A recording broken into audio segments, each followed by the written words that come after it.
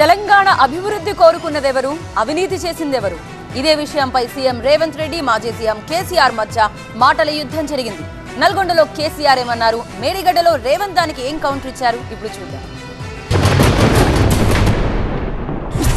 15 ఏళ్ళు పోరాడి సాగు నోట్ల తలకాయ పెట్టి చివరికి సాగు దాకా పోయి ఈ తెలంగాణ తెచ్చింది నేను. అందుకే నాకు గర్జు ఉంటుంది, ఫికర్ ఉంటుంది, తండ్లాట ఉంటుంది, నాశనం కావద్దనే తపన ఉంటుంది.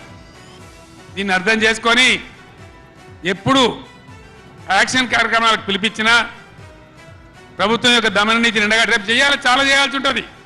సాగు నోట్లో తలబెట్టి నేను తెలంగాణ సాధించిన అని మళ్ళీ 1 కోటి 1వసారి అబద్ధం చెప్పిండు. 2 సార్లు ముఖ్యమంత్రి పదవి ఇచ్చారు. 10 సంవత్సరాలు ఈ రాష్ట్రాన్ని పట్టి పీడించినావు, దోసుకున్నావు. ఇంకా కూడా సాగు నోట్ల తలకాయ పెట్టినా, సాగు నోట్ల తలకాయ పెట్టినా అని మాటలు చెప్తున్నావు. సాగు నోట్ల తలకాయ పెట్టిన చంద్రశేఖరరావు శాసనసభలో నీ అవినీతి మీద చర్చ పెడితే నువ్వు నిజంగా సత్యహరిచంద్రునివే, సత్యహరిచంద్రునికి మరో జన్మని ఎత్తినోనివి అయితే అక్కడ వచ్చి కూర్చొని మాట్లాడేది ఉండే.